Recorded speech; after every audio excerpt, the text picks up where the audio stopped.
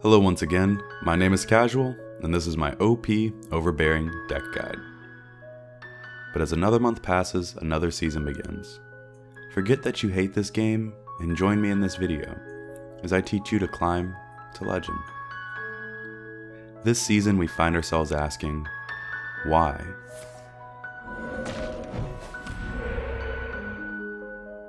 Really?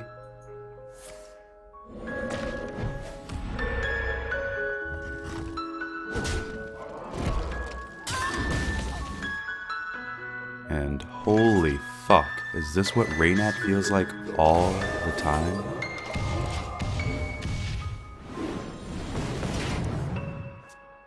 That's incredible. But no more do you have to suffer the haunting, crippling depression. Every other game you feel yourself succumb deeper to the salt gods. But I have to let you know, I found the solution. Let's look back and pretend that Shaman was still shit tier. Back to a meta we were happy in. A meta where classes were viable and didn't rely on Curvestone. My name's Casual, and today I'm bringing you my monthly deck guide.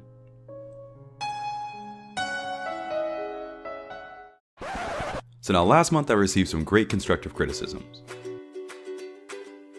So I took to what you said, I put away the Smork Hunter, and brought out the most skill-intensive, decision-making, ass-blasting deck there is. Casino Mage. A deck completely reliant on RNG tilting the fuck out of your opponents, confirming that they'll definitely go bottom right. Now I know what you're thinking. Casual. How am I to climb with a deck completely reliant on RNG? Well, here's the trick. The RNG is only there meant to win you unwinnable games. The core of the deck is very structured, balanced, and strong. So before we get into the deck list, make sure you go and recraft Yogg because you thought the nerf stopped him. And then, bathe yourself in the blood of your enemies, bow down to Yogg-Saron, ender of all hope. And if you're feeling Reynad levels of unlucky, craft a Golden Yogg. A Golden Yogg increases its deck's win rate by at least 10%, providing hardcore proof that this game is definitely pay to win. Now, again, who the fuck is this guy? He made one Smork video, where the hell are the stats and proof? Well, there you go, buddy. Now shut the fuck up and enjoy the guide. So first up, we have the deck list. Now I'm not going to go over each individual card in the list, as some are just pure staples in the deck. These cards are used to basically outvalue your opponent and make them rage right on Reddit that a 1-drop is somehow swinging at their face for 6 on turn 4 and that it should be nerfed. The next card, the real MVP aside for Yogg himself, is Flamewanker. He's absolutely disgusting. Sometimes you can mimic Freeze Mage against your opponent, wait till turn 4 or 5 with the coin, and just drop this bad boy along with the Sorcerer's Apprentice and just start unleashing your army of 1-mana spells, securing their tilt and your victory. This card can single-handedly win you a game if you've bowed down to the RNG gods enough. Next in the RNG department is none other than the card designed for our very own world champion, Paveling Book. After raging for several minutes on stream why Paveling Book isn't a bad card and that you're dumpster if you're playing the Barnes version over this, we basically settled on the fact that the only bad spell that can come out of Book is Shatter, and if you end up getting too many Shatters instead of Polymorphs like you're supposed to, try crafting a golden Paveling Book. It's the same concept as Yogg, it helps a lot. Looking at the later curve of the deck, it's pretty standard list of spells in RNG and curving out strong till our late game RNG powerhouses. Let's go ahead and try to get over the matchups. So I'm going to go over some classes in a general aspect. First up, we're going to have midrange. The most popular midrange deck out there is midrange Shaman. It's the most cancerous deck, I know, but this deck has the best tools to deal with midrange Shaman. Tunnel Trog, fuck it up with Frostbolt. Golem, any of our spell power minions plus the best mage epic in the game, and if they survive the early game pressure and start curving out into their midrange curve, we have the late game resets with Flame Strike, Firelands, Rag, and Yogg. Next up is aggro. So I have to make a statement here that last month I produced the Smork Hunter guide, and I'm actually flattered and surprised by how many people out there have been actually playing my deck, and a lot of people added me back telling me, wow Casual, I'm so glad that I've actually encountered you on ladder, thank you for beating me. But now, since all of you guys are playing the ladder, I had to make a deck that stopped it. Against aggressive decks, we have to realize that we're the Smork now. Our early game minions are actually really threatening and require being dealt with before they get out of hand. If you don't deal with Mana Worm, Sorcerer's Apprentice, or Flame Waker, you lose board and card advantage. So with that, we curve out into our burn and smork the ever-living hell out of them with Fireballs and Frostbolts, becoming the true SM Orc. Next up is control decks.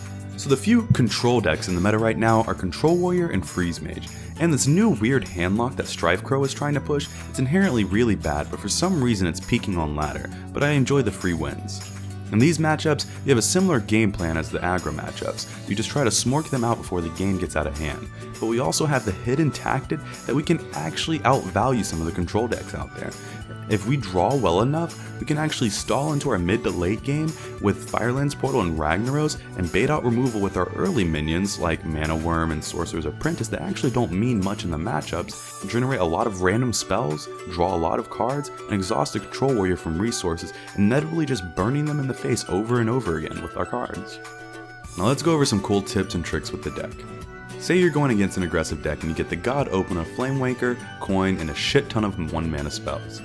Mimic your retarded cousin Khadgar, act as a Freeze Mage, and hold back and ping until you get a Sorcerer's Apprentice. Watch as you unleash Flame Waker and deal 19 damage while only using 5 mana, clear their board, and drop them below half health. Next up is the Big Balls Firelands Portal play. Now this one is for the highest of RNG yielders. Forbidden till death, Raynat can only ever dream of making this play. In the late game, play to win, not to lose. Getting charge out of Firelands Portal is how you win games. Remember, there are 3 charges you can get, a 2, a 5, and a 6 attack. At 8 health, and you only have Firelands Portal in hand, no worry. As long as you sacrificed your lambs this morning, you'll be able to secure the high secret techniques to guarantee that charge off the portal. The last tip I can give you is the high skill that only a few legend players have been able to achieve, but it's the fabled Polymorph for Babbling Book. I've been able to pull this off quite a few times, but until you can get that high RNG skill level, you can settle with all the other amazing mage spells. Now let's go into our favorite part of this video, a word from our pros.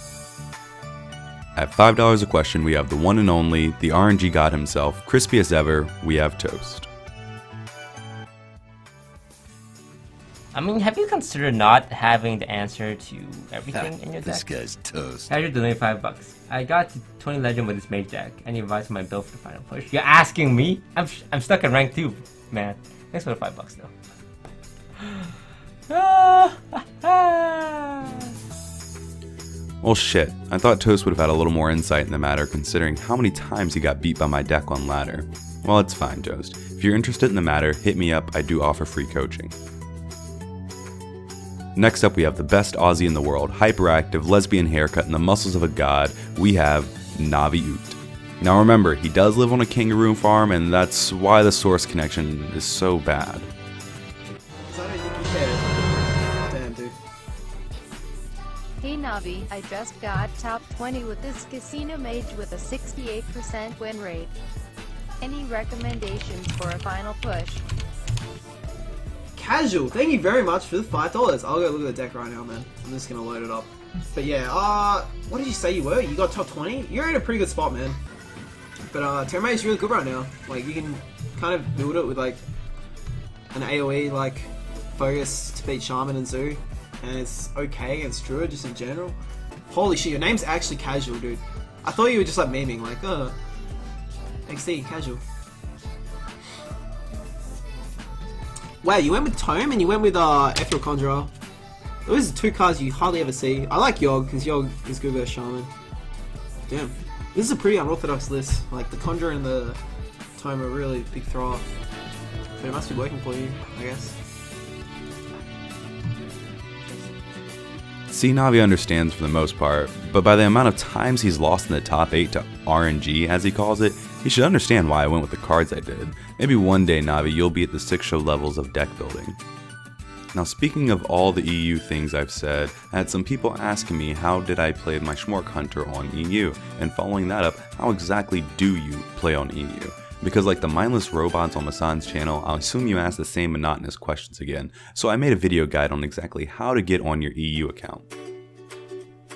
Alright everybody, I'm about to show you exactly how to go ahead and get on the EU account, get EU Legend so you guys can see how well the deck did on EU. So first thing you gotta do, go ahead and click Wild, and it's gonna search for an opponent, and you gotta find an opponent. The only like prerequisite for it, doesn't matter which deck you have, you just need to make sure that you're at a rank low enough where you can't lose stars. Alright, so we go ahead, we find our opponent, Rexar. Looks like he's probably trying to play some, face hunter. Probably took a look at my guide and everything, checked it up for a while. That's fine. But what you gotta do is you gotta go bottom right, then head straight to concede. And then boom. There we go. We give up and everything. We know we are not good enough for NA. We have to go to EU. Alright, so Blizzard's gonna say you can't lose stars at this rank. What that actually means, it's secret code by Blizzard. Go to EU. Alright, so you're going to go ahead and click that. The screen's going to fade to dark like after every single defeat that you've experienced in your life. And then finally, we're on our EU account. We're already top 1200 legend in EU. I guess this just goes to show that maybe EU isn't as good as NA, and that the deck actually does pretty well on the EU servers. Alright, so that's going to be it for me today, guys. Now, I know we're at that time again in this guide where you're going to hit that little timer button and ask yourself, holy shit, it's almost over, what about the mulligans or the replacements? Now the mulligan process is pretty simple. Just get cheap shit. It's always worked for me, and look where I am now. Next up are the replacements for my free-to-play players. Now I may have pushed the money aspect in my last guide a bit, and I'm not sorry. This game isn't a free-to-play game. It's meant to be a direct siphon of cash to Blizzard. So if you're looking for replacements for Yogg and Rag and Thalnos, just go ahead and spend all that gold that you were saving for the new expansion, because it looks pretty shitty anyway. Well guys, that's it for me. I saved this part for last because I know most of you skipped here anyway. But if you want to see any of my decks lives, go ahead and check out my channel at twitch.tv/casualtotro. And if you feel like you want to make me feel good and escape the reality that we're all just small, insignificant specks of dust in the universe and that none of this really matters, hit that subscribe button for more monthly guides. And lastly, I couldn't do anything without you guys. Thank you for all the support and love that you've given me. I really appreciate everything that you guys do. Hey guys, if you liked the video and you want to check out my other hunter guide, the link's going to be right there. Also, if you want to go ahead and enter the giveaway that I'm doing that ends on November 30th, I'm going to be giving away a $25 BNet gift card. And lastly, again, thank you for all the support, and I couldn't do it without you guys.